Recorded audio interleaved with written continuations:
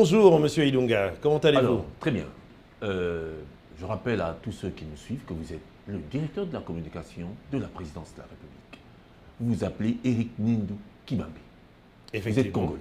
Absolument. De la diaspora.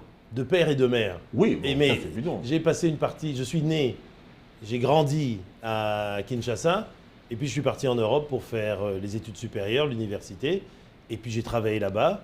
Je revenais au Congo en tant qu'individu pour voir la famille, bien sûr, de temps en temps, et puis aussi professionnellement quand j'ai exercé le métier de journaliste que j'ai exercé durant 27 ans. Et puis là, j'ai eu l'honneur et la chance d'être appelé par le chef de l'État, son Excellence Félix-Antoine Tshisekedi Tshilombo, le 5 mars 2021 pour travailler en tant que directeur de la cellule de communication de la présidence de la République. La cellule de la communication de la présidence de la République, une grande responsabilité.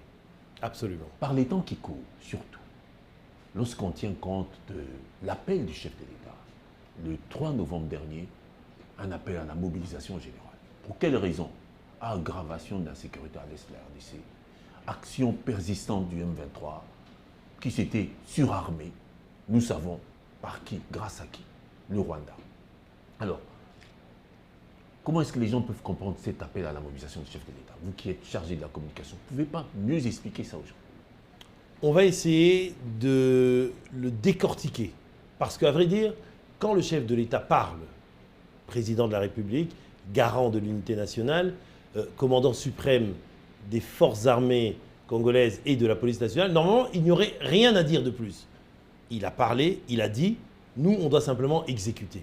Mais pour aider la population à s'approprier le message du chef de l'État, et justement parce que ce message puisse être distillé dans toutes les couches sociales de la population, parce qu'il s'est adressé à tous les Congolais, quel que soit leur âge, quelle que soit leur conviction politique, religieuse, leur appartenance tribale, il s'est adressé en tant que chef suprême à tous les Congolais. Alors, on pourrait résumer ça de façon simple en disant qu'il nous a appelés à 4 mobilisations. Première mobilisation, la mobilisation humanitaire, pour venir en aide à nos frères et sœurs de l'Est du pays, du Kivu, Nord Kivu, Sud Kivu, Ituri, qui souffrent justement des conséquences de cette guerre.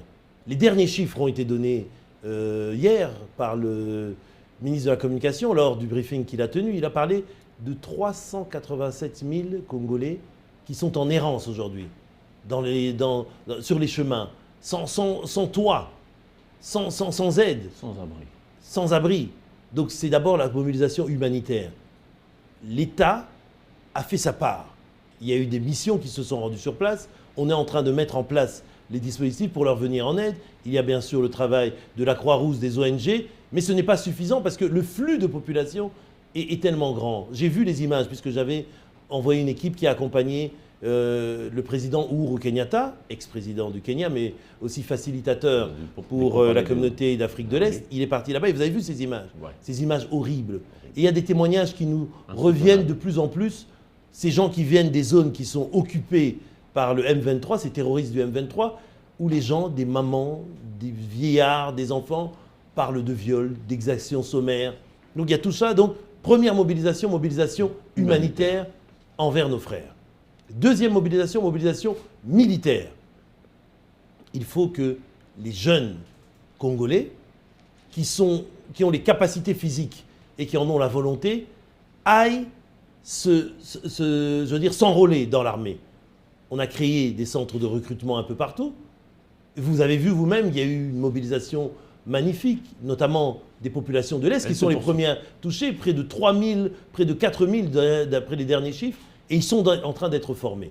Deuxième mobilisation, donc mobilisation militaire pour soutenir les forces armées, celles qui sont déjà au combat, en les dotant de matériel, en les dotant de produits pour qu'ils puissent manger, donc en les alimentant, et en même temps, mobilisation de la jeunesse. Troisième type de mobilisation maintenant, la mobilisation citoyenne, au sens où le chef d'État nous a appelés tous à être vigilants. À être vigilants. Vigilants, on l'a répété assez, mais il faut encore le dire, c'est-à-dire ouvrons les yeux, ouvrons les oreilles, soyons là parce que nous sommes les gardiens de nos frères. C'est nous-mêmes. Il y a les professionnels, la police, l'armée qui font le travail. Mais vous et moi, nous devons aussi être là pour voir dans notre population. S'il y a des infiltrés, il faut qu'on puisse les repérer, mais qu'on ne fasse pas justice soi-même. Si on repère quelque chose de bizarre, de louche, on informe les services professionnels qui sont là. Mobilisation donc citoyenne pour être vigilant. Dernière mobilisation, je dirais mobilisation politique, c'est celle qui veut dire à tous les Congolais, taisons nos différences. Mettons de côté, mettons entre parenthèses pour un temps nos différences religieuses, nos différences politiques, nos différences idéologiques, nos différences tribales, pour ne faire qu'un. Être unis ensemble, comme on dit, et ensemble nous vaincrons. Voilà les 4 types de mobilisation. Et cette mobilisation-là, on sent que le peuple se l'est approprié et qu'ils ont entendu le message du chef de l'État. Mon rôle, en tant que directeur de la cellule de communication du chef de l'État, c'est de propager cette mobilisation, de travailler pour que les différentes façons de répandre ce message soient faites par la radio, par la télévision, par les réseaux sociaux. Et c'est ce qu'on est en train de faire. On le fait aussi en commun avec le ministre de la Communication, puisqu'il a en charge les médias papier, médias audiovisuels, autres médias.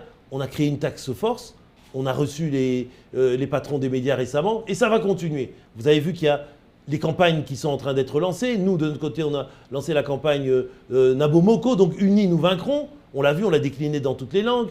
De leur côté, ils ont lancé la campagne pour défendre la patrie. Ça concourt d'une même volonté qui est celle de faire passer le message de mobilisation pour que d'autres peuples répondent à l'agression, qu'on se défende et qu'on défende l'intégrité territoriale et la souveraineté du Congo. Voilà, c'est bon. Je sens humanitaire, militaire, citoyen et politique. Oui. En interne, c'est bon. Mais alors, nous allons essayer d'aller sur le volet externe. Absolument. C'est-à-dire, cet appel à la mobilisation, c'est en fait, il y a des faits à dénoncer. Oui.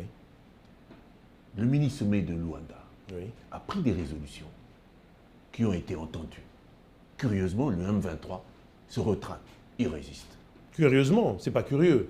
Ils Pourquoi ont l'habitude de le faire. Alors on aimerait savoir Oui. pourquoi. Pourquoi quoi? Pourquoi le M23 se rétracte? Oui. Le M23 se rétracte parce que ces gens ne veulent pas la paix au Congo. Dès le départ, c'était connu. Dès le départ, puisque revenons un peu en arrière et comprenons la situation telle qu'elle se présente. Qu'est-ce qu'il en est de cette situation avec Non, je vous explique, hein, si vous me permettez, cher M. Lyonga. Il y a le conclave de Nairobi. Je pense que c'était au mois de juin ou quelque chose comme ça. Les présidents de la communauté d'Afrique de l'Est se réunissent. Ils veulent adresser le problème du M23 qui avait repris les hostilités depuis octobre 2021 en disant il faut qu'on instaure la paix, à la limite qu'on impose la paix à l'est de la RDC, parce que dans cette zone-là, il y a le M23 et il y a plein d'autres groupes armés, ouais. Des groupes armés congolais ou des groupes armés étrangers. Donc on crée le cadre de Nairobi qui se résume à quelque chose de très simple. On dit, tous les groupes armés, déposez les armes et puis venez à Nairobi pour parler entre Congolais sous le parrainage du président Uhuru Kenyatta, qui à l'époque était président encore en exercice du Kenya. Maintenant, il a fini son mandat, c'est le président Ruto qui est président du Kenya. Et lui, Uhuru Kenyatta, il a été nommé facilitateur de la communauté d'Afrique de l'Est. Donc l'idée, c'était quoi? Premier temps, déposer les armes. Tous ceux qui sont des groupes armés étrangers, rentrez chez vous, mais en déposant les armes. Ceux qui sont des groupes armés congolais, venez à Nairobi si vous avez des revendications politiques, sociales, culturelles ou que sais-je. Venez et on va parler entre Congolais, on peut dialoguer entre Congolais. D'accord? Mais sans les armes, c'était bien ça. Deuxième volet, on a bien dit, ceux qui n'acceptent pas de déposer les armes et qui veulent continuer la lutte, ils seront frappés par la force régionale, c'est-à-dire les forces armées de la communauté d'Afrique de l'Est. Voilà, c'était clair. Dès le départ, le M23 a refusé. Ils ont refusé ce processus-là. Qu'est-ce qu'ils ont fait? Ils ont attaqué nos FRDC, c'est-à-dire l'armée congolaise. Donc ils se sont auto-exclus du processus de Nairobi. Après, il y a eu des avancées. Nos vaillants militaires des FRDC les ont combattus sur le terrain. Vous avez même vu l'entrée en lice de l'aviation et tout ça. Donc on a combattu. Mais on arrive maintenant à un point Et ça, c'est Luanda, le mini-sommet de Luanda du 23 novembre. Qu'est-ce qu'il dit, ce mini-sommet? Il vient à la suite de tous ces événements qui se sont succédés et il avait pour but deux choses. C'est-à-dire prendre un calendrier, établir un calendrier. Et une feuille de route. Non, un calendrier ou une feuille de route, c'est la même chose, mais un calendrier, comme ça les gens comprennent bien. Ouais. Des dates précises à moyen et long terme. Pour que, deux choses, un, le M23, il y a un cessez-le-feu, Oui. que le M23 donc, dépose les armes, et la deuxième chose, que le M23 se retire des zones qu'il occupe aujourd'hui au Congo.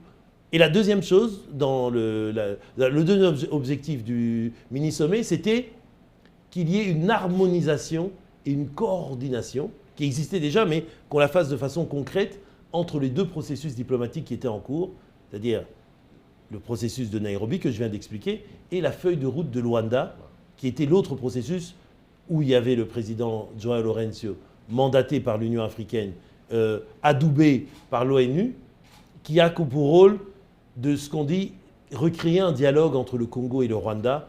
On appelait ça aussi la désescalade. Donc c'était ça les objectifs du mini-sommet. Quelles ont été les résolutions? C'est important, excusez-moi. Laissez-moi un peu de temps, je sais que c'est un peu long, mais c'est important pour que les gens comprennent. Je le résume en 6 dates clés. 6 dates clés, ce fameux calendrier. Le 23, c'était le jour du sommet. Première chose, on dit à J0, c'est-à-dire la première résolution, c'est 48 heures après le sommet. C'est-à-dire, c'était vendredi. Le vendredi 25, à 18 heures, le M23 devait cesser le feu. C'était la première chose. Voilà. J0, cesser le feu. J plus 2, 25 plus 2, c'est-à-dire 27, le M23 devait se retirer des positions qu'il occupe. Se replier. Ah. Après, J plus 2, J plus 5, c'est-à-dire on est du 25, on ajoute 5 jours au 30, le 30 novembre, le M23 devrait à cette date-là être désarmé et cantonné dans un lieu bien précis. D'accord? Ensuite, J plus 7.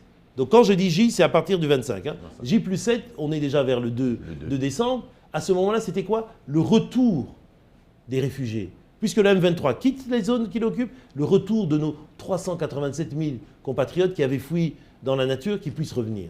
Ensuite, J plus 10, on reprend le dialogue à Nairobi. On reprend le dialogue avec Nairobi. Avec ou sans le M23, on verra, mais en tout cas, on reprend le dialogue avec les autres groupes armés dans une situation où il n'y a plus d'hostilité sur place. Et ensuite, on ajoute J plus 30, non, plus 60. C'est-à-dire qu'on arrive carrément au 25 janvier 2023. Et là, c'est la possibilité de reprendre un dialogue entre le Congo et le Rwanda pour accentuer la désescalade. Voilà un petit peu ce qui a été mis comme feuille de route, comme chronogramme par le sommet de Luanda, le mini-sommet du 23 novembre. Et alors, ils ajoutent ceci aussi.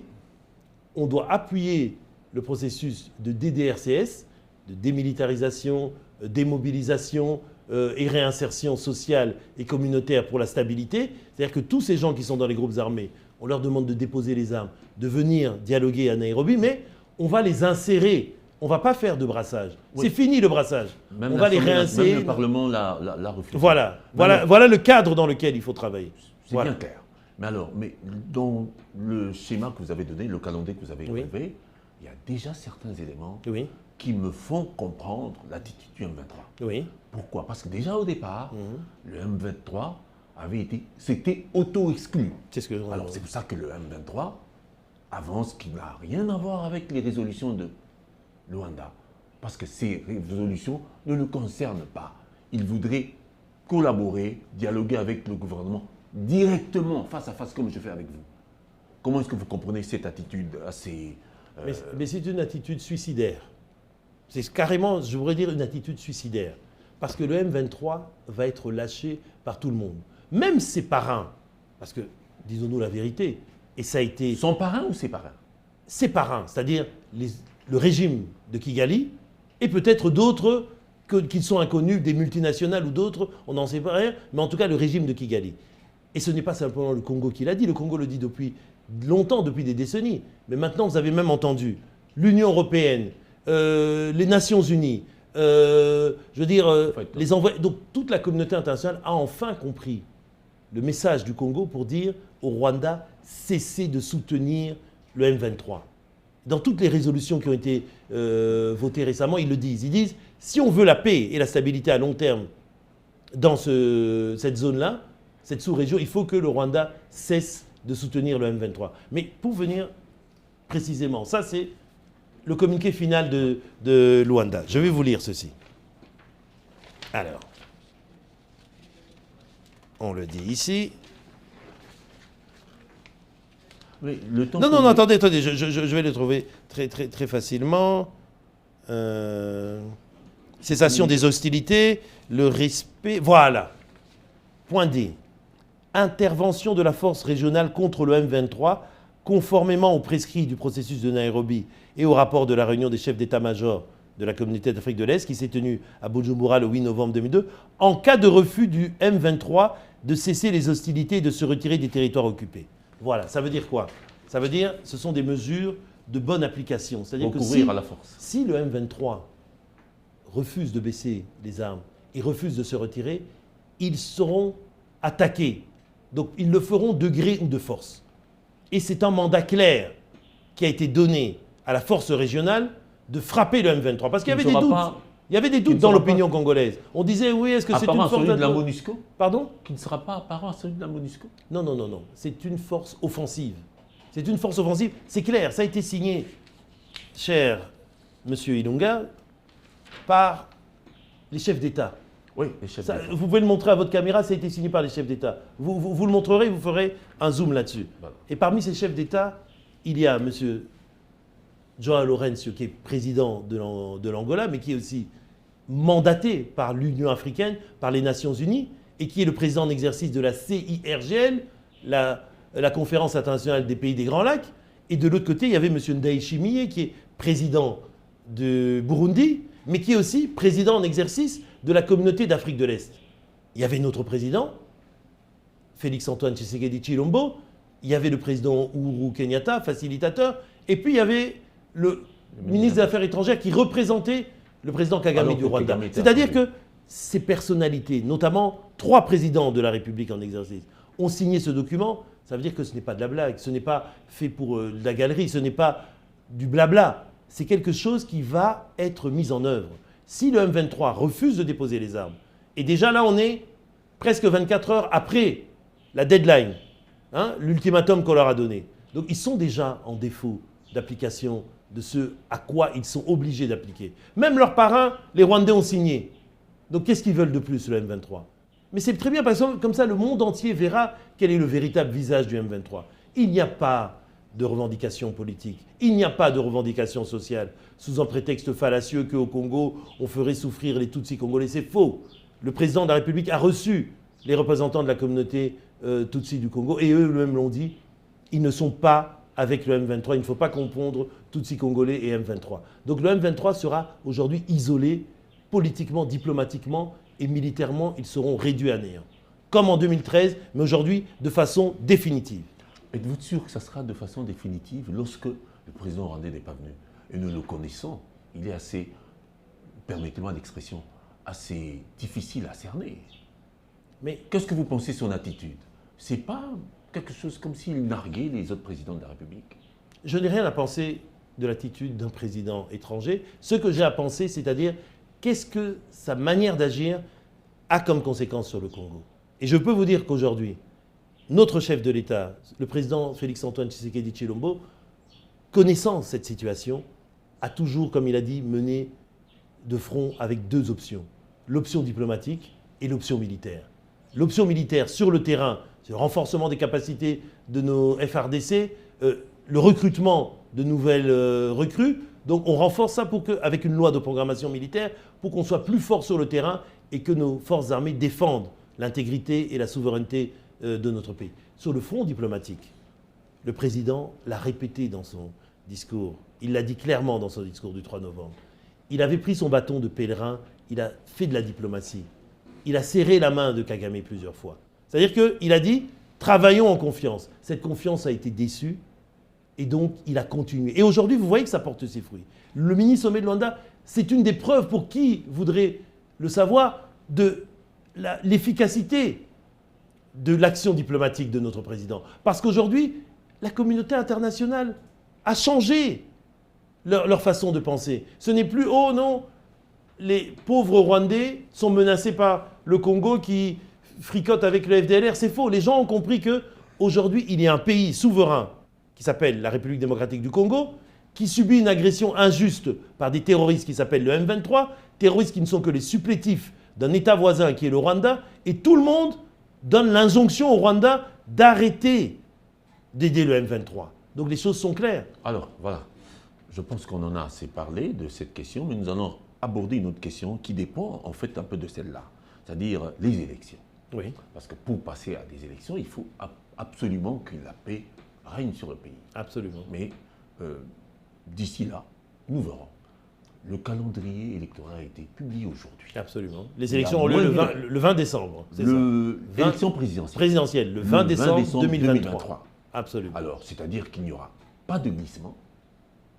Et cela démontre de la volonté du chef de l'État. Pour quelles raisons? Les gens estiment qu'on va très vite en besogne. Il y a eu un retard par rapport à la publication de ce calendrier. Tous les moyens ne sont pas. Et vu le délai, on aura plus de 50 millions de Congolais. Oui. C'est-à-dire au pays et de la diaspora. Parce que cette fois... 5 pays de la diaspora, Voilà. 5 communautés vivant dans 5 pays étrangers le feront. Qu'on ait absolument des élections à la date du 20 décembre 2023, pour lesquelles on n'est pas sûr qu'elles seront des très bonnes élections, ou qu'on aille un peu plus après pour avoir des élections raisonnables, mais pas à la date. Qu'est-ce que vous pensez par rapport à toutes ces versions? Parce qu'il y en a certains qui proposent ça. Je pense d'abord une chose, c'est que le fait que la CENI ait publié aujourd'hui et annoncé aujourd'hui le calendrier électoral, c'est une bonne chose et c'est la preuve encore de la volonté du chef de l'État. Vraiment tardif. Non, la volonté du chef de l'État, cher ami, à tenir ses engagements. Il l'avait dit, je tiendrai mes engagements, les élections auront lieu à temps et en heure en 2023. C'est-à-dire, attendez, le chef de l'État, quand il dit qu'il tient ses engagements, il l'a dit dans une interview, je pense qu'il avait donnée à France 24 à New York, il l'a dit, moi, mon job, c'est de donner les moyens à la CENI, qui s'appelle Commission électorale nationale indépendante. Le indépendante, là, c'est très important, cher ami. Ça veut dire quoi? Que la CENI, elle travaille de façon indépendante. D'accord? Donc elle travaille de façon indépendante, certain. Monsieur Ilunga. C'est certain. C'est elle qui fixe le calendrier. Avec un bureau comme celui qui est là, mais c'est un bureau. ça a été un coup de force d'après l'opposition. Non, mais oui, mais ça c'est de la spéculation de l'opposition. Bon, voilà, même, je veux dire, c'est normal, l'opposition fait de l'obstruction politique. Mais, je veux dire, ce débat est déjà dépassé. Aujourd'hui, tout le monde reconnaît que M. Denis Kadima et son équipe en place font le job. Et les gens savent qu'ils le font de façon impartiale et de façon professionnelle. Donc, je répète ce qu'a dit le chef de l'État. Son job à lui, c'était de pourvoir en moyens financiers, de donner instruction au gouvernement, de donner instruction au ministre des Finances, que l'on donne, de mettre ça dans la loi de programmation budgétaire, qu'on donne l'argent à la CENI. Sur les à peu près 600 millions nécessaires pour pouvoir organiser ces élections présidentielles législatives sur le territoire national tel qu'il est, il y a déjà 430 millions de dollars qui ont été pourvus. Donc d'ici la fin de l'année, on arrivera, parce que vous savez que nos recettes fiscales augmentent plus vite que prévu, donc on y arrivera. Premier élément. Donc il faut le retenir, la volonté du président de respecter ses engagements vis-à-vis de la CENI. Deuxième volet maintenant, la CENI organise ce calendrier. La CENI nous dit, voilà le calendrier électoral, voilà ce qu'il faut faire. Avant la fin de l'année 2022, on va commencer les enrôlements et tout ça. Mais il est clair ensuite que l'on ne peut pas faire des élections dans des zones où il y a la guerre, que l'on ne peut pas faire des élections dans des zones où il n'y a pas les infrastructures. Qu'on arrive à identifier les électeurs. On est en train, grâce notamment aux résolutions du mini-sommet de Luanda, à engager un chemin vers la paix. Est-ce qu'on sera prêt dans tous les lieux du territoire national pour qu'en décembre 2023, on puisse organiser des élections? Je n'en sais rien, vous n'en savez rien. Même la CENI n'en sait rien. En tout cas, on avance.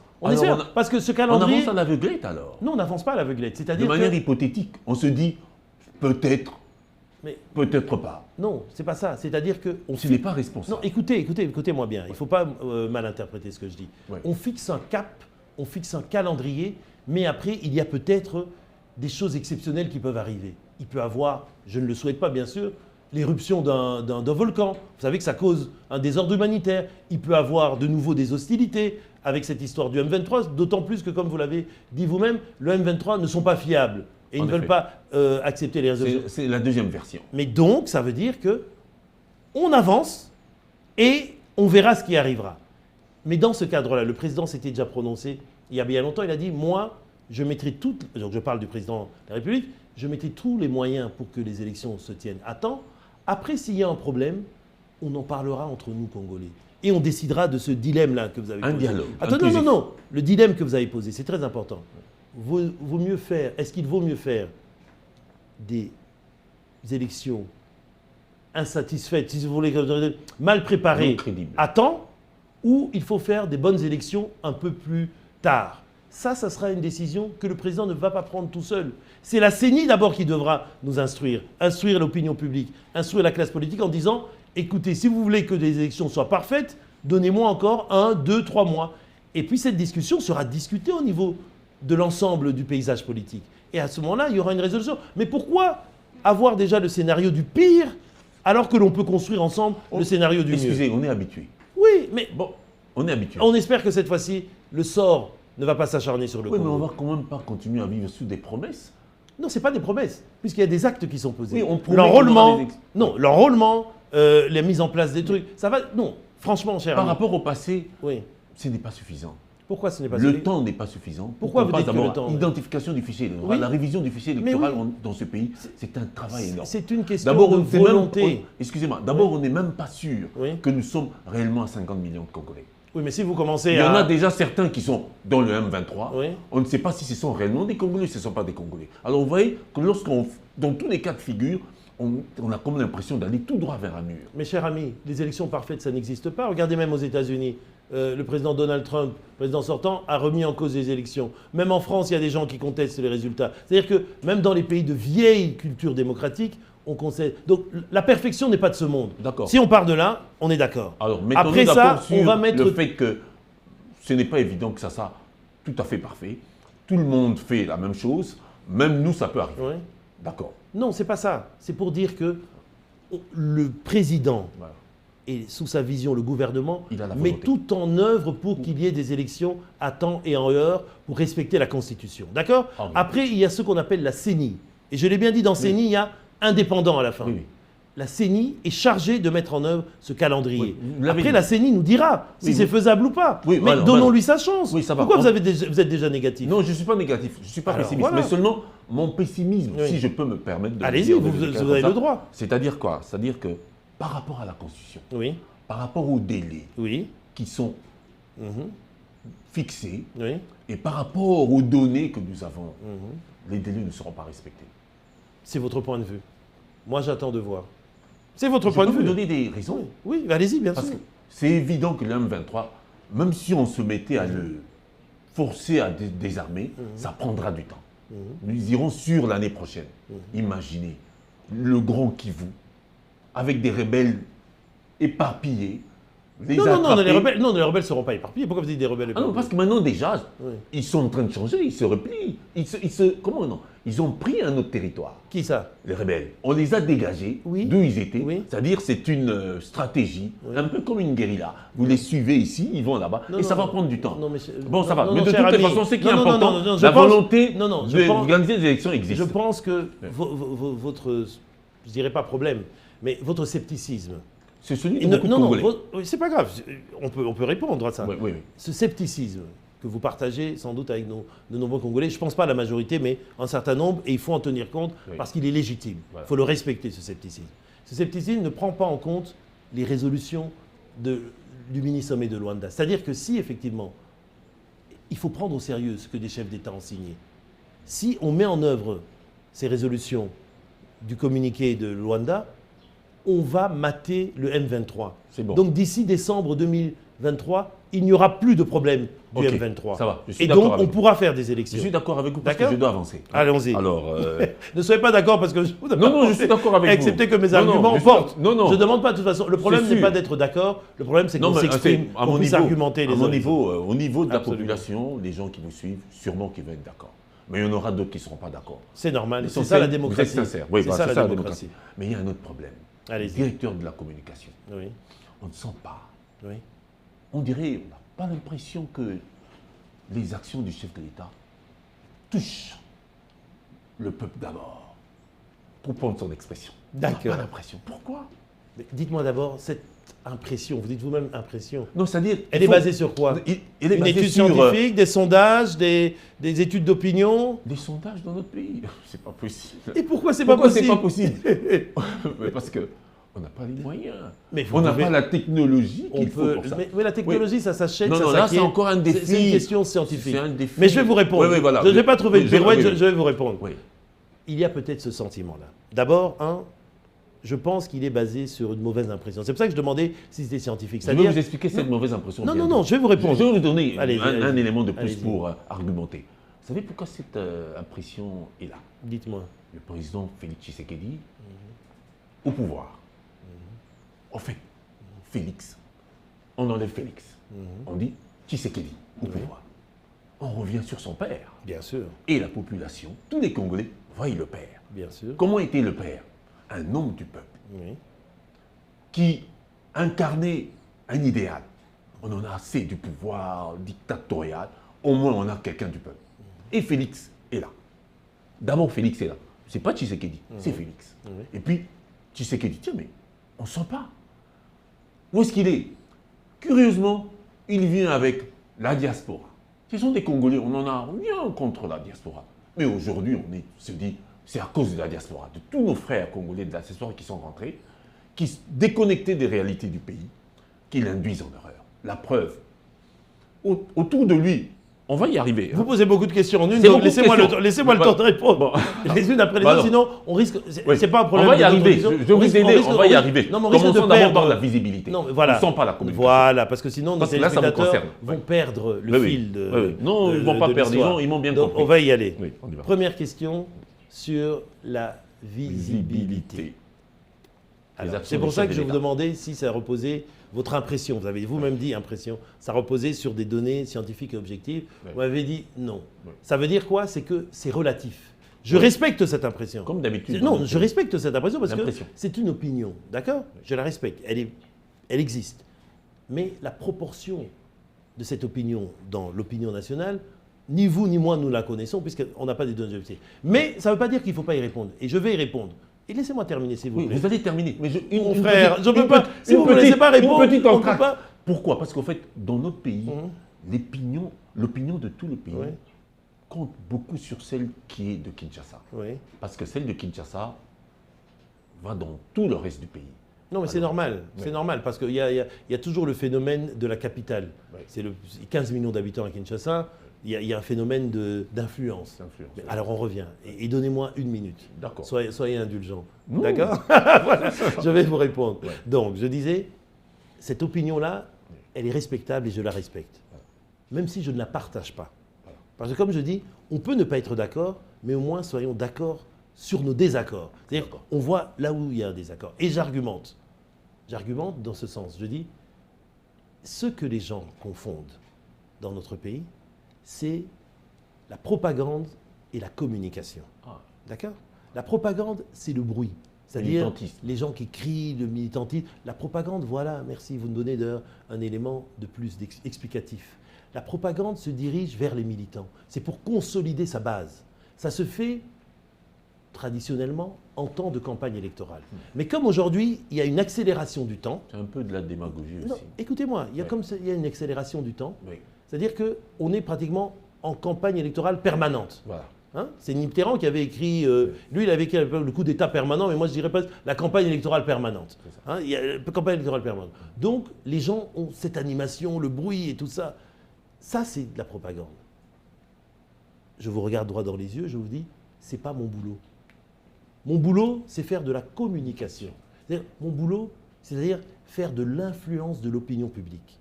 en travaillant sur l'image du président. Laissez-moi terminer, comme ça vous allez comprendre. En travaillant sur l'image du président, en travaillant sur une adéquation entre la vision du président et les attentes de la population. D'accord ? C'est pour ça que je vais travailler aussi, je commence à le faire petit à petit, avec des outils objectifs tels que les sondages et le reste. Alors, je réponds maintenant à votre question. Est-ce qu'on parle assez des réalisations du chef de l'État ? La réponse est non. C'est pourquoi je vous dis ça. Parce qu'on peut toujours faire mieux. La perfection n'est pas de ce monde. Donc, j'entends vos critiques. Si vous pensez qu'on ne le fait pas assez, je le prends comme l'authentique message d'un frère congolais qui veut que l'on fasse plus, et je dis oui, on va faire plus. D'accord ? Mais simplement, je veux dire, on ne fait pas rien, on le fait déjà. C'est-à-dire que si aujourd'hui, on le fait, par exemple, je donne un exemple concret, on le fait sur du télévision, et on ne le faisait pas peut-être sur Mandico, on doit mettre Mandico dans notre pot, si vous voulez, dans notre cercle de partenariat médiatique. Parce qu'on a 100 millions d'habitants au Congo, et il faut qu'on essaye de toucher toutes les consciences des Congolais. Donc, il faut nuancer votre propos, je pense. On ne le fait pas suffisamment, il faut le faire plus et plus fort. Et ça, je l'accepte, on va le faire. Et c'est pour ça que moi, je parle non seulement avec les médias traditionnels, presse écrite, télévision, radio, mais je parle même avec ce qu'on appelle les nouveaux médias, les réseaux sociaux, les fameux communicateurs, qui sont des médias un peu indéfinis, mais que moi j'appelle plus des influenceurs, parce qu'ils ont un rôle d'influence sur l'opinion publique. Je les ai reçus, je parle avec eux, j'essaye de négocier. Ce qui est difficile avec eux, c'est avoir des critères d'identification. Ce n'est pas parce qu'on a fait 2 tweets sur le président que l'on est un communicateur. Il faut avoir un travail de fond. Il faut les identifier et pouvoir aussi les aider, parce que ce sont eux nos relais dans la population. Tout le monde ne regarde pas la RTNC. Tout le monde ne regarde pas Mandico TV. J'espère qu'il y en a de plus en plus. Tout le monde ne suit pas la télé non plus. Voilà, tout le monde. Mais vous savez, le média le plus fort dans notre pays, c'est quoi ? C'est la radio. Parce que la radio, elle va dans tous les coins. Et on est en train de mettre en place un plan stratégique de travail avec les radios communautaires. Je n'en dirai pas plus, sinon je vais donner des tuyaux de ma stratégie. Oui. Mais on est en train de mettre ça en place. Et vous verrez, on va frapper encore plus fort. Et deuxième élément d'argumentation, si vous voulez bien m'entendre, c'est quoi ? C'est que le président, il a lancé ses travaux. Au début, n'oubliez pas, il était avec le FCC en coalition. Et il était bloqué. On le sait très bien, c'est pour ça qu'en 2020, il a rompu cette alliance avec le FCC. Et donc ce n'est qu'à partir de 2021, avril je pense, qu'il y a eu le gouvernement de Samalou Kondé, qui a cette fois-ci l'union sacrée. Et ça, eux, ils mettent en œuvre résolument la vision du chef de l'État. Donc 2021, 2022, ça ne fait qu'un an, cher ami. Et puis en plus de ça, il faut voir que beaucoup de chantiers ont été lancés. Il y a le Covid qui est passé par là. Il y a eu ce qu'on appelle un trou d'air, parce que quand il y avait le Covid, on ne pouvait plus travailler comme d'habitude. Donc beaucoup de chantiers qui ont été lancés n'ont pas encore été terminés. Mais la bonne nouvelle, c'est quoi ? C'est qu'à partir de janvier, vous verrez que la plupart de ces chantiers vont se terminer. La plupart des chantiers aussi des 145 territoires. Vous connaissez les 145 territoires. Je sais. Et ce vaste programme présidentiel qui veut que l'on dote tous les 145 territoires du pays, c'est-à-dire il y a un maillage du terrain pour que le développement vienne de la base. Donc on va doter en infrastructure, en moyens financiers pour l'agriculture, pour l'industrie, la petite industrie de transformation, tous ces territoires-là.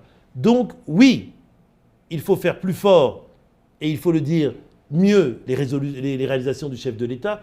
Oui, on va le faire, mais déjà, reconnaissez que le chef de l'État a déjà beaucoup fait.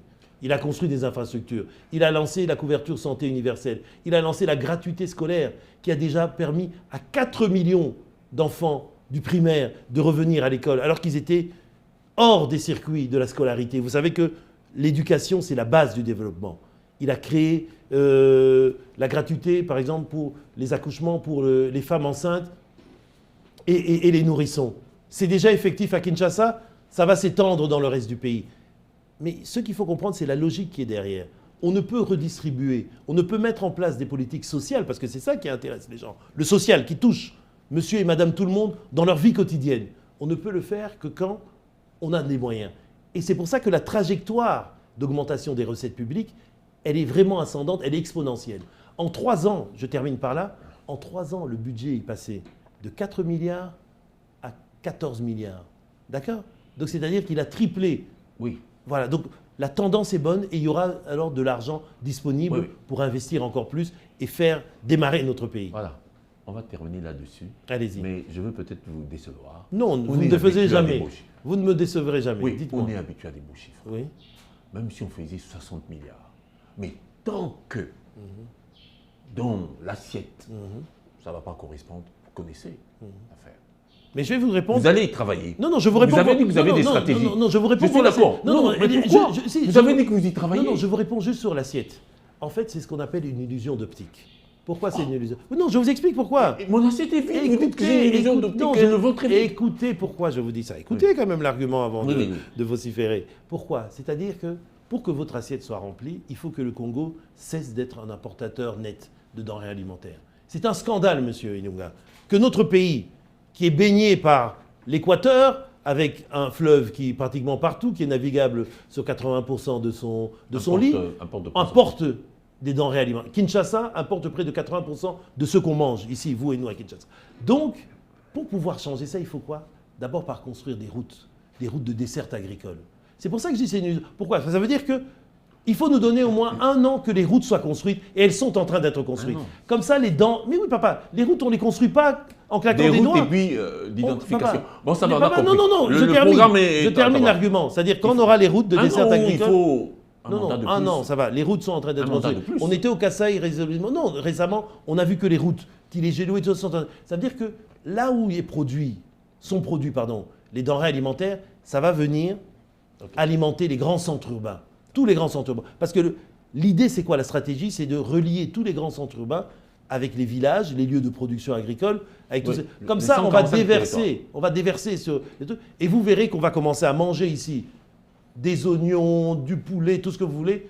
Pas qui viendra du Brésil ou du Cameroun, parce qu'on apporte des oignons du Cameroun, mais qui seront produits ici, au Bandundu, au Kasaï et tout ça. Et on mangera ça ici à Kinshasa. Voilà, donc soyez juste un petit peu patient. Oui, on sera patient. Merci. On a toujours été.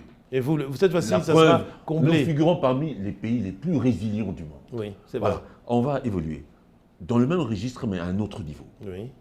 Dans le niveau où vous êtes, mais on voudrait savoir comment ça se passe à la présidence. Oui. En fait, on n'a jamais vu ça. C'est-à-dire? S'il y a un endroit où les gens sont arrêtés, comment je peux dire? Arrêtés, je ne voudrais pas utiliser un autre terme. Oui. Dénoncer qu'il y a beaucoup de cas d'irrégularité professionnelle à la présidence. On ne comprend pas. Tous ces gens qui ont été arrêtés autour du chef de l'État, qu'est-ce qui se passe? C'est-à-dire quoi? Écoutez, je vais vous répondre. Vous pouvez nous expliquer comment ça se fait qu'on arrête ces gens? Vous êtes chargé de la communication. Communiquez, dites-nous, qu'est-ce qui se passe au fait? On arrête tellement des gens à la présidence. Je crois qu'on va en arrêter un autre dans 2 jours. Tellement que c'est une série. Vous avez des infos? Non, on n'a pas des infos, mais on a comme l'impression que c'est une série qui évolue. Tantôt, c'est le chargé de sécurité qu'on a arrêté, puis celui qui l'a remplacé, arrêté aussi, puis on a un autre, il s'est réarrêté grâce au téléphone. On apprend tout ça. C'est vrai ou c'est faux? Qu'est-ce qui se passe à la présidence? Vous avez des explications par rapport à ça? Il y a peut-être... Comment définir ça? Je peux vous répondre. Le problème, c'est que vous faites les questions et les réponses. Donc, oui. Laissez-moi répondre. En fait, pourquoi on fait des questions et des réponses? Parce que tout ce qu'on reçoit dans les téléphones et qu'on entend, on n'est pas certain. Mais au moins, on se dit, il y a la puce à l'oreille. Non, mais précisément. Heureusement que vous êtes là, c'est une occasion formidable. Cher Guy, cher frère, cher ami, je vais vous répondre sur 2 volets. Voilà. Et je vais donc reprendre même un volet d'une question que vous avez posée précédemment auquel je n'avais pas abordé. C'est-à-dire, c'est ce que j'avais dit. Il y a 2 volets. Le premier volet, c'est quoi? C'est-à-dire qu'il y a des choses qui relèvent du domaine de la sécurité, de la sécurité interne du cabinet du chef de l'État, donc de la sécurité du chef de l'État. Regardez-moi, je ne suis pas habilité à en parler et je n'en parlerai pas, donc je ne vais ni confirmer ni infirmer les infos que vous entendez sur les arrestations. Sur, par exemple, l'empoisonnement du directeur de cabinet. Je ne vais pas en parler. Sur monsieur, comment il s'appelle encore? Monsieur Bifort, qui a été arrêté. Monsieur, je ne vais pas en parler. Pourquoi? Parce que ça relève de la sécurité. Et la sécurité, vaut mieux ne pas en parler. Pourquoi? La sécurité n'est pas l'affaire des Congolais? Je veux dire... La sécurité nationale. Tant qu'il y a des enquêtes en cours, il ne faut pas parler parce que ça pourrait donner peut-être des infos à ceux qui sont soupçonné de quelque chose Hautement ou alors confidentiel, complice. comme on dit. C'est confidentiel. Pratiquement un film d'espionnage. Absolument, absolument. Ouais. Il y a des services professionnels qui s'occupent de ça. Donc le jour où eux choisiront le moment de communiquer, ils communiqueront. Donc ça, c'est un volet. Je suis clair là-dessus, je pense. Oui, oui. Maintenant, le second volet, il y a des gens qui partent, qui ont été nommés ailleurs, ou pas, de la présidence. Il y a un mouvement général de, comment je pourrais dire, de diminution peut-être des effectifs du cabinet. Mais ça répond à un engagement que le président avait fait. Je me rappelle quand on était en Côte d'Ivoire, je pense que c'était cette année, mais je ne sais plus à quelle date, on était là pour la COP, la COP 15, je pense, c'était ça. La COP 15, oui, ça. Oui, et il avait dit lui-même, on lui avait posé la question par la communauté congolaise, il avait dit, oui, je vais procéder à une restructuration du cabinet. Donc on est peut-être dans cette phase de restructuration. De toute façon, le président a toujours eu comme vision, et il l'a déjà dit à plusieurs reprises, de réduire le train de vie des institutions. Et comme on dit, il prêche peut-être par l'exemple, en commençant par réduire le train de vie du cabinet présidentiel. Alors, voilà, donc ça c'est une question calme. Il ne faut pas s'agiter. Donc, oui, on ne s'agit pas. Donc voilà. vous apparentez tous ces bruits au fait que le président est en train de réduire son cabinet. Non, là vous êtes de mauvaise. Non, là vous êtes de mauvaise foi parce que j'ai bien distingué les deux choses. Oui, oui. J'ai dit il y a des questions sécuritaires dont je ne parlerai pas. Oui, oui. Et puis de l'autre côté, ce sont les gens qu'on a nommés peut-être ailleurs, on l'a nommé DG, et puis d'autres qu'on n'a pas nommés. Mais vous avez, si vous observez, vous êtes un grand observateur de l'actualité, vous voyez qu'il y a une diminution des effectifs du cabinet présidentiel et même aussi de la fonction publique aussi. Oui, oui. Donc là, on est dans quelque chose d'administratif et politique de tout à fait normal, qui répond à des engagements qui avaient été pris. Après, le volet sécuritaire, comme je vous ai dit, il y a des professionnels qui s'occupent de ça et quand ils jugeront utile d'en parler, ils en parleront. Maintenant, juste un mot, laissez-moi juste un mot, sur la diaspora, parce que je n'y ai pas répondu, vous direz, je n'ai pas voulu répondre. Sur la diaspora, qui est venue avec le chef d'État, moi je ne dirais pas ça comme ça, et la diaspora auquel le chef d'État a fait appel pour venir, c'est un faux débat. Je vous le dis franchement, parce que moi-même, je suis considéré comme de la diaspora. J'ai fait l'essentiel de ma carrière professionnelle en dehors du pays, d'accord ? Ailleurs en Occident ou dans d'autres pays africains. Il n'y a pas d'opposition à faire entre la diaspora et les locaux. Parce qu'on est tous, comment je dois dire, motivés par la même chose, c'est faire réussir ce pays. Non. Si, papa. Oui, par rapport à la volonté de faire réussir le pays. Voilà, il faut faire réussir le pays. Mais la manière de faire, pour faire avancer les choses, excusez-moi, n'est pas la même. Allez-y, je vous écoute. La manière n'est pas la même. Oui. C'est-à-dire quoi la manière? Voilà, je vais vous expliquer. Allez-y. Imaginez qu'un monsieur de la diaspora vienne, qui travaille à la présidence. Oui. Il laisse sa femme en Europe et ses enfants en Europe. Oui. Il travaille à la présidence. Oui. Et à chaque congé, il rentre en Europe. Oui. Il fait rien, il construit rien ici. Oui. Et après, il rentre au pays. Oui. Il rentre en Europe. Oui. C'est en fait là chez lui. Oui. Je voulais penser à certaines personnes, mais je ne veux pas les citer. Je Non, préfère non, rester sur pas. cette idée. On ne va pas citer l'idée. parce qu'il ne faut Non, pas non. personnaliser le Mais débat. justement. La vérité, c'est quoi? C'est que tous ces Congolais de la diaspora qui ont fait plusieurs années en Europe, qui sont de retour avec le chef de l'État dans le pays, on ne les sent pas dans le pays. Qu'est-ce qu'ils ont rapporté? Vous pensez que rapporter, c'est travailler avec le chef de l'État, c'est tout? Mais comment travailler avec le chef de l'État pour ne pas nous ramener tout ce qu'ils ont acquis? Comme les Chinois l'ont fait. Ils ont largué les Chinois dans le monde entier. Et les Chinois sont revenus. Et aujourd'hui, la Chine est la première puissance mondiale. Mais nous, qu'est-ce qu'on fait? On a plein de professeurs congolais de la diaspora comme vous, dans les grandes universités en Europe. Les Congolais, le système d'enseignement congolais, ma parole, mon Dieu. Je ne veux pas dire que c'est le dernier. C'est vraiment n'importe quoi. Et pourquoi je rigole? Parce que vous êtes en train de faire un monologue, cher ami. Vous ne me laissez même pas l'occasion. Non, c'est peut-être que les arguments sont trop. Oui. Laissez-moi répondre si vous voulez bien. Je suis votre invité. Défendez la diaspora. Non, je ne suis pas là pour défendre, parce que la diaspora, on n'est pas dans un tribunal. Vous n'êtes pas juge, je ne suis pas un accusé. Si on comprend ça, on fait un dialogue fraternel. On est tous Congolais. Voilà. D'accord? Même si on a une expérience professionnelle et de vie ailleurs que hors des frontières du pays, on est tous Congolais et on veut que ce pays réussisse. Je vous donne mon exemple.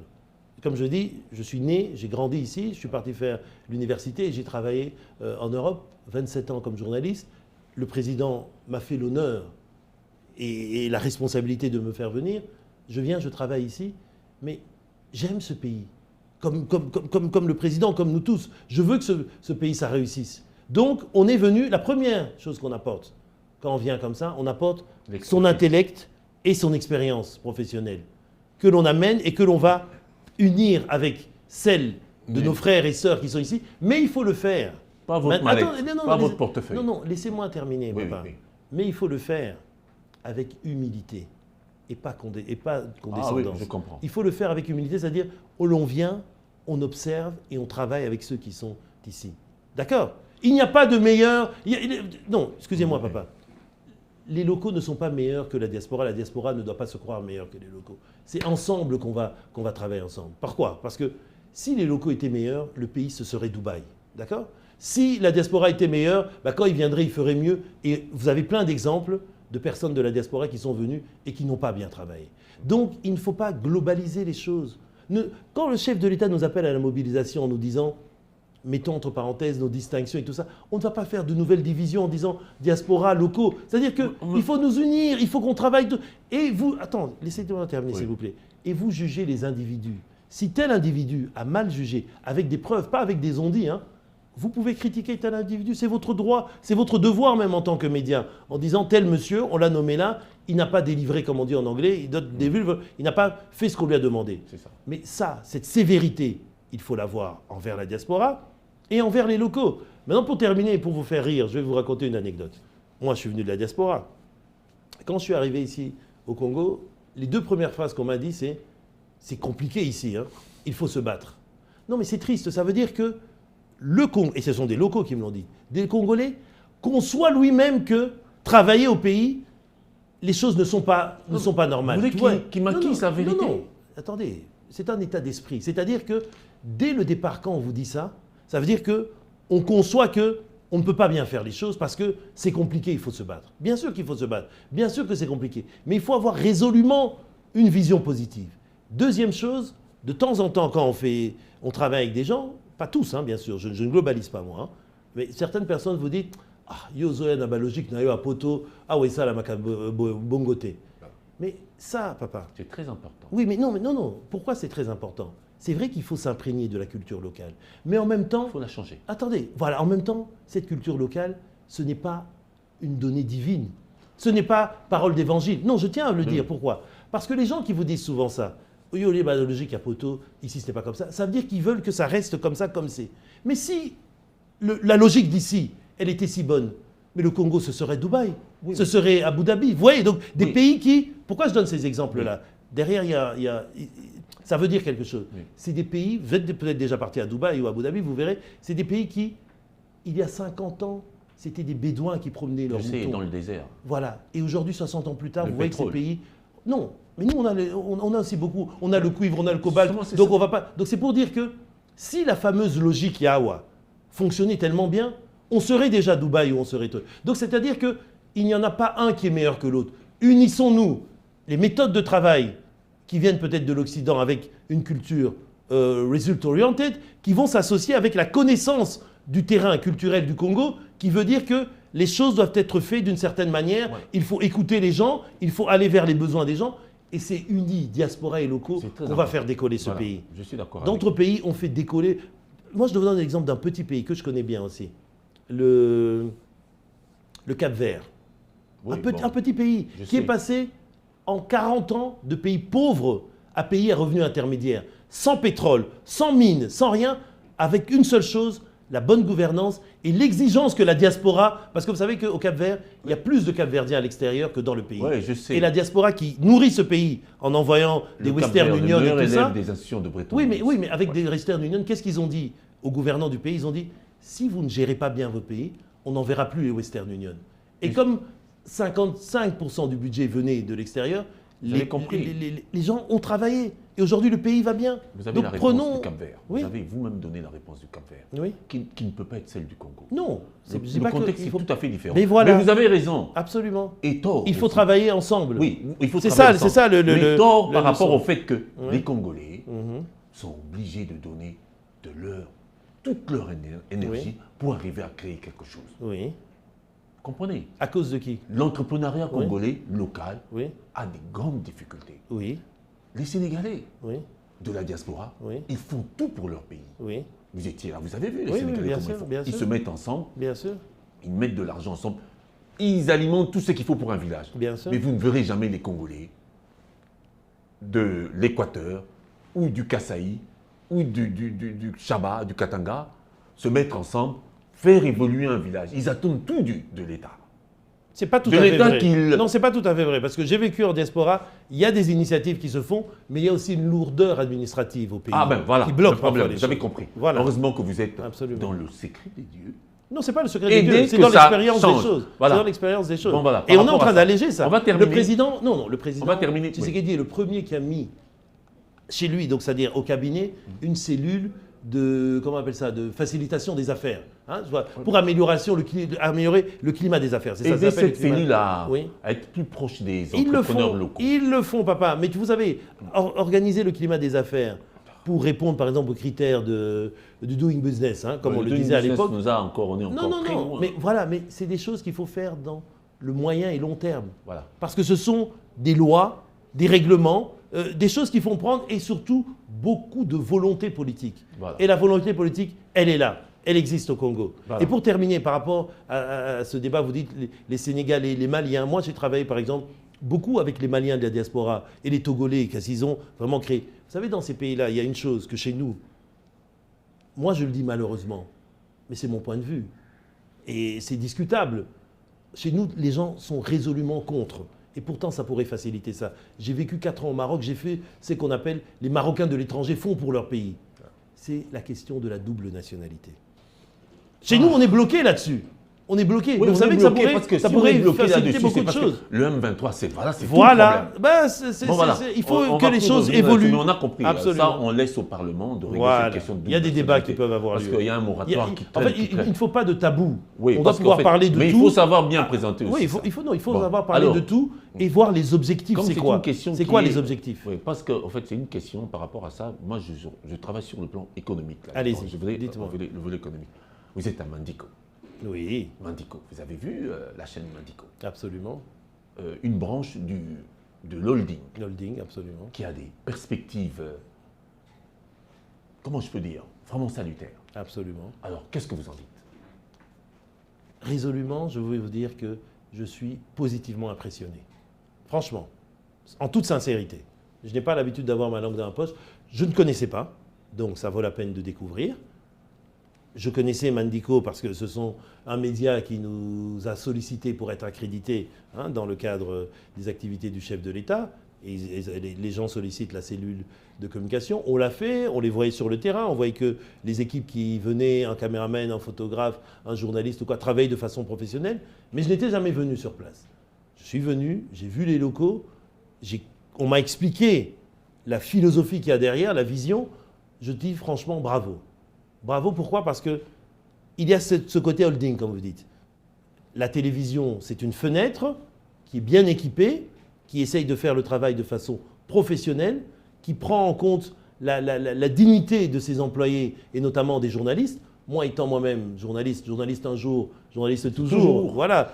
Donc je tiens aussi, quand je regarde les gens, quand on donne de la dignité à ce métier, parce que c'est un métier très important, comme on dit, le gardien du temple de la démocratie, c'est le journaliste. Et il faut qu'on lui donne les moyens qu'il travaille et qu'on ne le clochardise pas. Oui, oui. Attends, laissez-moi terminer, papa. Je pense que ici, vous me donnez je une autre pense- idée. Il faut non, mais aider à laissez-moi aller travailler jusqu'à- pour ne pas clochardiser la Absolument. presse, parce Ah, qu'elle mais est bien vraiment un sûr. peu Je de fais quel ma niveau? part. Ouais. Je fais ma part. Oui. Je fais ma part. Ok. Sachez que chez moi, vous aurez toujours un allié Ok. pour défendre le métier et pour l'aider à faire de façon Oui.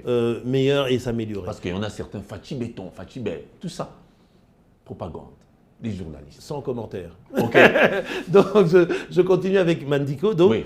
il y a ce côté de média, et puis à côté de ça, il y a des entreprises, l'entrepreneuriat en travaillant avec des produits locaux, de la transformation locale pour des besoins locaux. Et je pense que ça, c'est important. Parce qu'il faut créer ce qu'on appelle accompagner. un cercle vertueux. Voilà. Un cercle vertueux de travail, de production et de transformation ici, dans le pays, pour donner de l'emploi à nos jeunes. C'est ça que l'on doit faire. Et puis à côté de ça, il faut le dire et le faire savoir. Donc je pense que Mandiko est sur la bonne voie et a compris la bonne formule. Maintenant, à un autre niveau, c'est-à-dire au niveau de la cellule, on vous facilitera toujours le travail et on voudrait montrer cet exemple à d'autres, qu'il y en ait plus qui suivent cet exemple parce qu'il y a de la place pour tout le monde. Il y a 15 millions d'habitants à Kinshasa. C'est-à-dire, donc, il faudrait beaucoup de médias, mais des médias de qualité. Pas malheureusement tels qu'on voit aujourd'hui, où il y a trop de différences entre des médias de très bonne qualité et puis des médias qui sont là dans des situations presque misérables. Mais après, il y a aussi le pays. Certains disent 80, moi je dirais 100 millions d'habitants. En tout cas, la masse critique congolaise est là pour que même ces médias puissent être soutenables économiquement.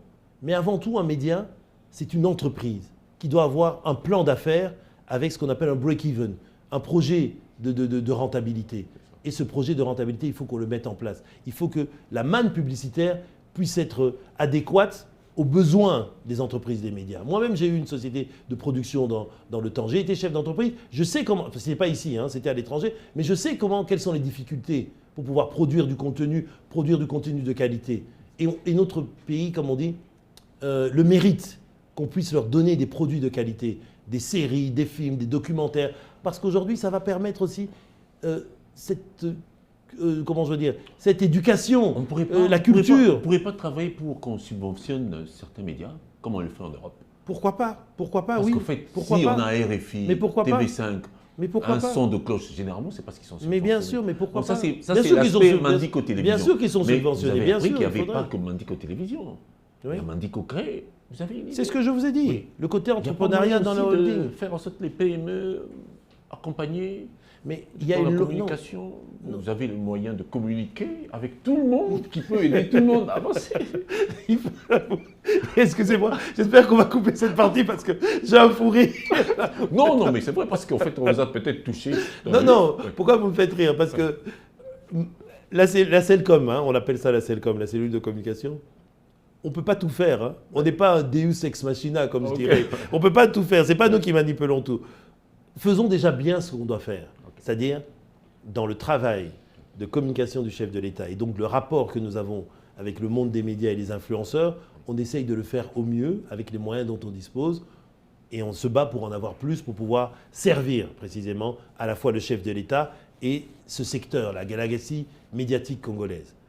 Maintenant, je saluais le fait que Mandico, il y ait non seulement la télé, la fenêtre, mais il y ait aussi tout un écosystème, voilà, c'est ça le terme, un écosystème d'entreprises autour. Et c'est bien. Pourquoi? Parce que je ne connais pas quels sont les liens capitalistiques, je sais que ça appartient à un holding, mais c'est intéressant parce que je sais qu'aujourd'hui, vivre uniquement de la télévision, c'est difficile au Congo. Parce que le secteur publicitaire n'est pas assaini. Il y a du travail à faire. Ce n'est pas mon boulot, je peux donner des conseils, j'ai mon expérience que j'ai acquise à l'extérieur, je peux donner des conseils. On a une task force avec le ministre des Médias, on discute de choses pareilles, mais moi j'ai un profond respect des institutions, vous savez. C'est-à-dire que je ne vais pas faire le boulot des autres. Je ne vais pas aller assainir le monde médiatique parce que ce n'est pas le mandat que j'ai. Je ne suis pas ministre de la communication ou des médias. Je ne suis pas patron, président de la CESAC. Certains de vos prédécesseurs qui étaient inaccessibles.